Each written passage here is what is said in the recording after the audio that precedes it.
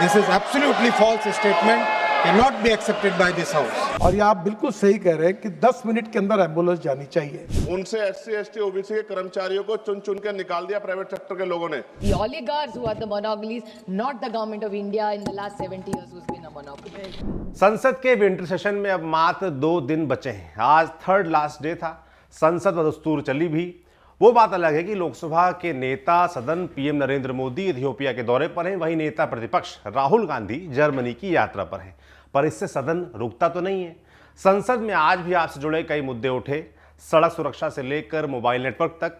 नितिन गडकरी ने AI से toll tax कटने की एक निंजा टेक्निक भी बताई है। और सबसे जरूरी है बहस, तो वो भी हुई न्यूक्लियर एनर्जी के मुद्दे पर। तगड़ी वाली बहस, सरकार और विपक्ष आमने सामने आ गए। तो यही सब बताने के लिए मैं सौरभ त्रिपाठी एक बार फिर हाजिर हूं आपका शो संसद की बात लेकर। पहले चलते हैं लोकसभा में, जहां कल की तरह ही आज भी काम हुआ। बिलों पर चर्चा हुई। सबसे ज्यादा चर्चा जिस बिल पर हुई वो है sustainable harnessing and advancement of nuclear energy for transforming India bill 2025, short में बोले तो शांति बिल 2025। ये बिल न्यूक्लियर साइंस और टेक्नोलॉजी में इनोवेशन को बढ़ावा देने, नॉन पावर एप्लीकेशंस का विस्तार करने और देश को न्यूक्लियर सिक्योरिटी मामले में तैयार करने के उद्देश्य से काफी अहम बताया जा रहा है।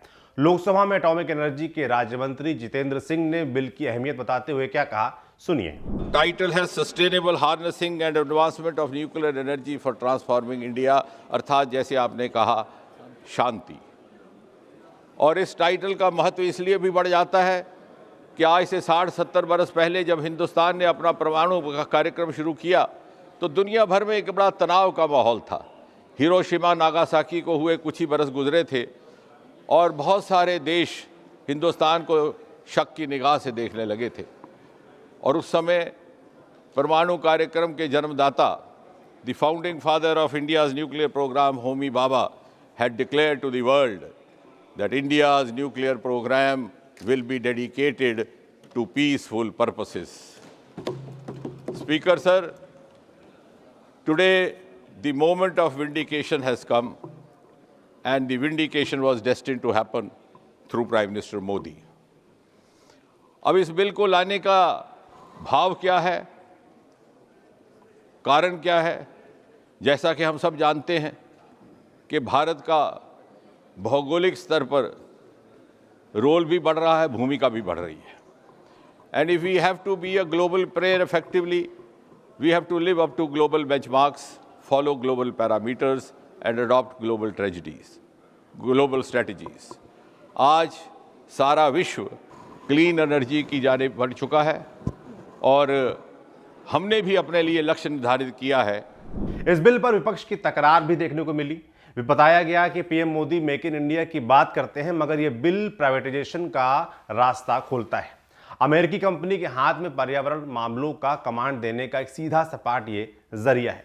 एनसीपी सांसद सुप्रिया सुले ने इस बिल की अप्रोच पर सवाल उठाते हुए क्या कहा, सुनिए। In his speech he said that he doesn't want monopolies. So I like that thought, that there should be no monopoly. But I would with full humility say, who is this monopoly you're talking about? It's the nuclear power, the NPCLI, which is the Nuclear Power Corporation of India, who had a monopoly, which is one of our PSUs, which has always been in profit. You want Indigo to have a monopoly and hold this country for ransom, but for a PSU like Nuclear Corporation of India, there is no sympathy in this government. The government must clarify when your lead speaker says that, oh, we don't want monopolies. So when it's private, I'm not against privatization at all. Let me put it on the record. We are a very modern party. Mr. Pawar has always talked about liberalization. So let me put it on record. But please do not hold up PSUs who have built this nation and say they are monopolies. They are not the monopolies. It's the oligarchs who are the monopolies, not the government of India in the last 70 years who's been a monopoly. Nagina सांसद चंद्रशेखर ने nuclear bill पर सवाल करते हुए कहा कि यह bill corporate की सुरक्षा और जनता को असुरक्षा देता है। बिल में प्राइवेट विदेशी कंपनी के दखल पर आपत्ति जाहिर करते हुए वे क्या बोले, सुनिए। नाभिकीय ऊर्जा कोई साधारण क्षेत्र नहीं है। यह सीधे सीधे जन सुरक्षा, पर्यावरण और आने वाली पीढ़ियों से जुड़ा विषय है। ऐसे संवेदनशील क्षेत्र में निजी कंपनियों को प्रवेश देना गंभीर चिंता का विषय है। सरकार कहती है कि निजीकरण से दक्षता आएगी, लेकिन मेरा प्रश्न है, यदि दुर्घटना होगी तो जवाबदेह कौन होगा और पीड़ितों को न्याय कैसे मिलेगा? यह विधेयक कॉरपोरेट को सुरक्षा और जनता को असुरक्षा देता है। सरकार कहती है कि नियामक बोर्ड में वैधानिक दर्जा दिया गया है, लेकिन खंड 7 से और 20 देखे नियुक्तियां सरकार करेगी, शक्तियां सरकार तय करेगी, हटाने के अधिकार भी सरकार के पास होगा। तो मेरा प्रश्न है, क्या ऐसा नियामक वास्तव में स्वतंत्र होगा? नियामक संस्था को वैधानिक दर्जा देना पर्याप्त नहीं है। सवाल यह है कि वह सरकार और निजी कंपनियों से स्वतंत्र होगी। सभापति जी, हम SC/ST के प्रतिनिधि के तौर पर यहाँ हैं। पिछले जितने सेक्टर प्राइवेट हुए हैं उनसे SC/ST OBC के कर्मचारियों को चुन चुन कर निकाल दिया प्राइवेट सेक्टर के लोगों ने। तो जब ये प्राइवेट हो जाएगा, निजी क्षेत्रों में चला जाएगा, SC/ST OBC कर्मचारियों के अधिकार की रक्षा होगी, इस बात की गारंटी सरकार को देनी चाहिए। कांग्रेस सांसद शशि थरूर ने न्यूक्लियर बिल को अनक्लियर बिल बताते हुए कहा कि इस बिल को पार्लियामेंट्री कमेटी के पास भेजा जाना चाहिए। सुनिए। We stand here today at a critical juncture in our nation's history. This Shanti bill is before this House has the government speaking grandly of harnessing the immense energy released by splitting the atom. Yet it seems to have failed to expend even a fraction of that energy in drafting a bill that is coherent, rigorous, and not full of loopholes. This is full of loopholes. Where the late Pandit Nehruji had laid the foundations for our nuclear program, and Dr. Manmohan Singh ji carried the Indo-US nuclear deal of 2008 across the last mile and lifted India out of isolation into an era of strategic confidence in nuclear power, this bill now confronts us with a disappointing reversal, as a vision that once expanded horizons gives way to ambiguity, deepens uncertainty as to whether and where India's nuclear power framework is really headed.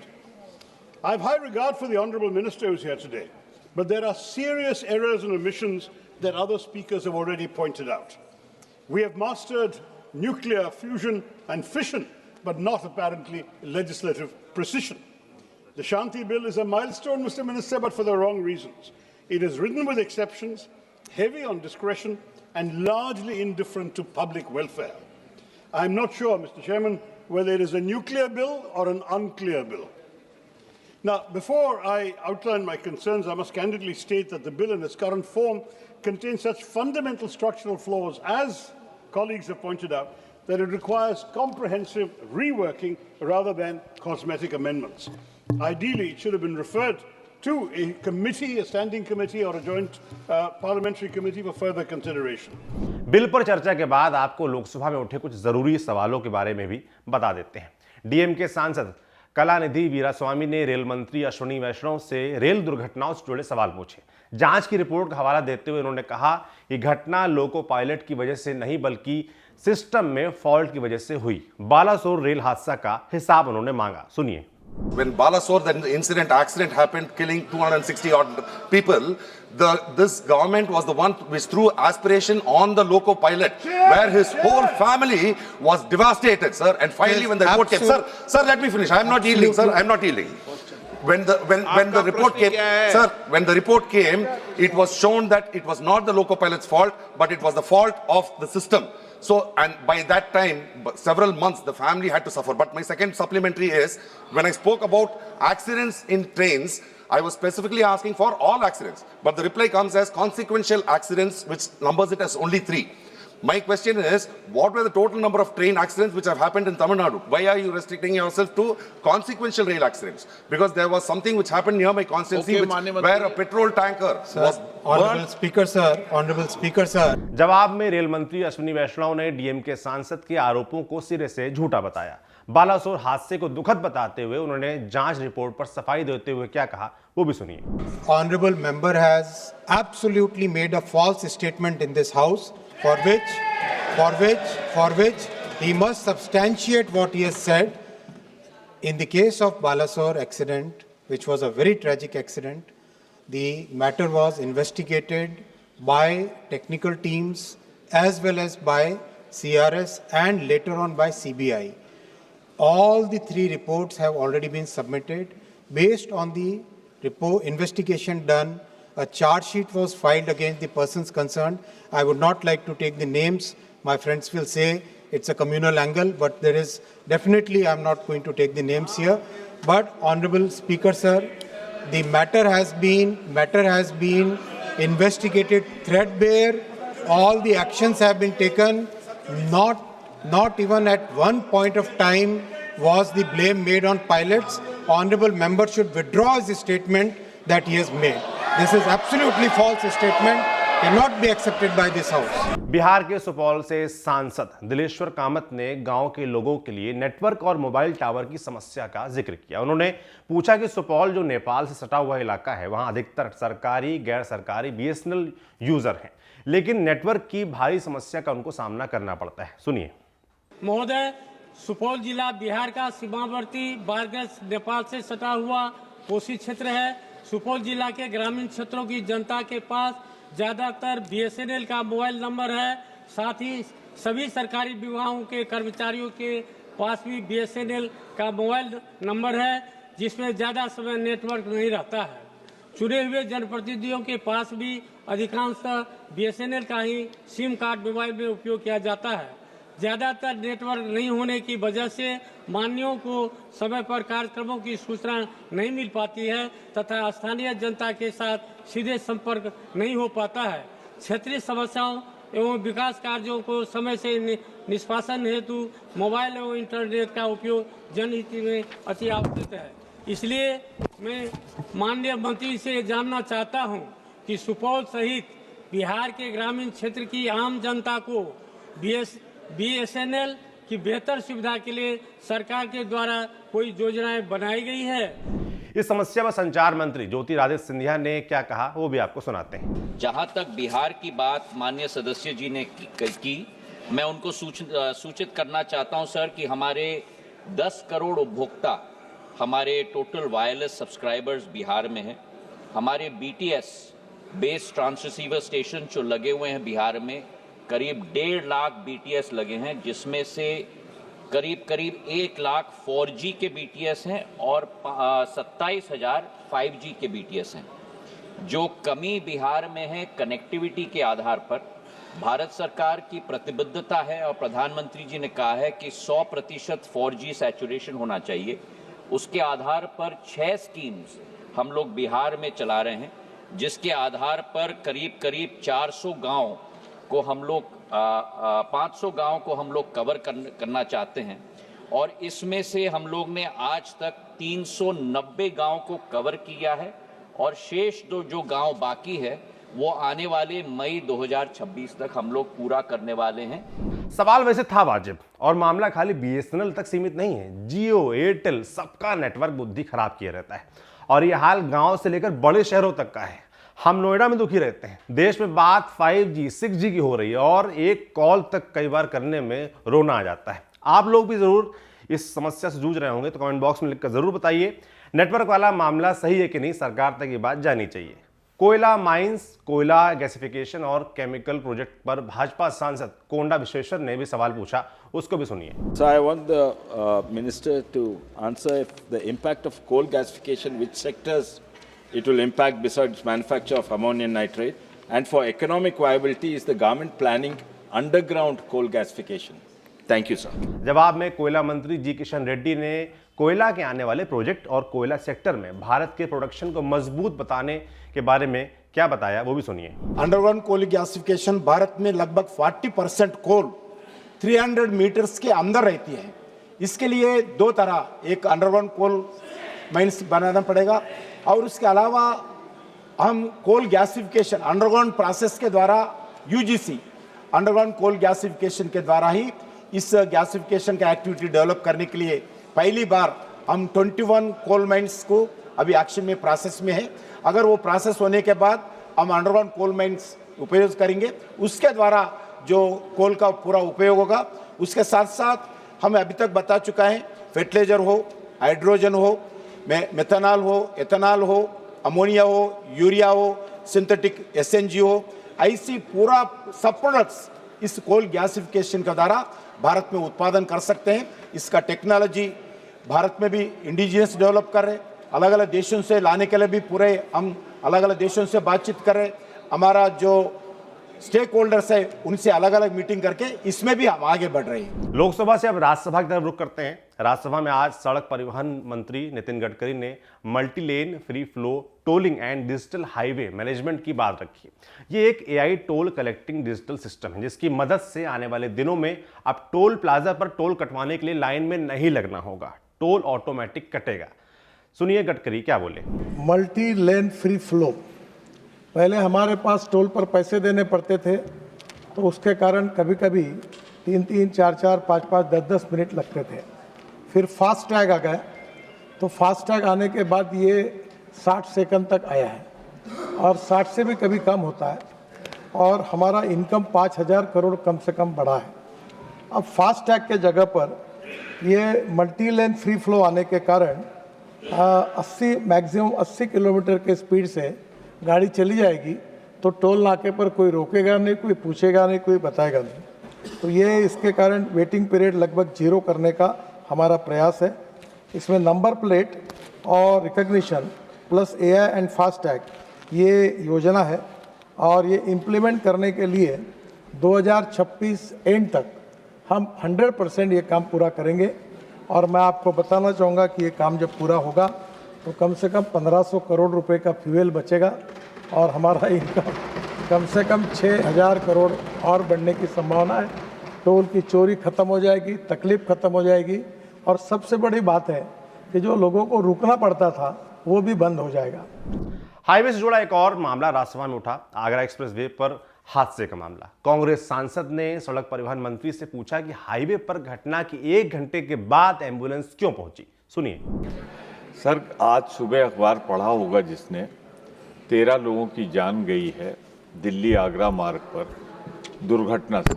मैं उनको श्रद्धांजलि देता हूं। एक सवाल सीधा सिर्फ पूछना चाहता हूं, 1 घंटे बाद एम्बुलेंस पहुंची और टोल पे जो रुके थे लोग उसके आगे निकलने के चक्कर में ये घटना हुई। तो क्या माननीय मंत्री जी ये निर्देश देंगे कि जहाँ पे दुर्घटना, पहली बात तो होना, और अगर दुर्घटना हो तो उससे जल्दी से जल्दी उनको सहायता पहुँच सके, इसके बारे में कोई नीति, कोई प्रयास, कोई कदम उठाएंगे? जो लोग जल गए हैं, 13 तो मर गए हैं, जो ज़्यादा जले हैं उनकी मरने की संभावना है। क्योंकि ये उत्तर प्रदेश से जुड़ा हुआ सीधा मसला है, तो मैं आपसे सिर्फ ये आग्रह करना चाहता हूँ कि सुरक्षा के साथ साथ सुरक्षा पर भी क्या नीति है, इस पर बताने की कृपा। जवाब देते हुए गडकरी ने अपने मंत्रालय की कमी मानी, 3 तरह के उपाय की बात भी कही। कहा कि रास्ते पर एक्सीडेंट हुए व्यक्ति को जो अस्पताल पहुंचाएगा उसको 25,000 रुपए का इनाम मिलेगा।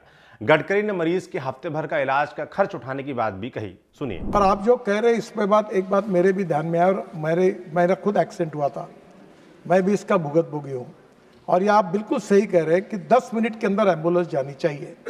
ये IIM दिल्ली ने एक अध्ययन किया और उसमें ये ध्यान में आया कि ये 50,000 लोग जो मरे हैं, अगर इनको समय पर अगर मेडिकल ट्रीटमेंट मिल जाती तो उनकी जान बच सकती, जो बात आपने कही।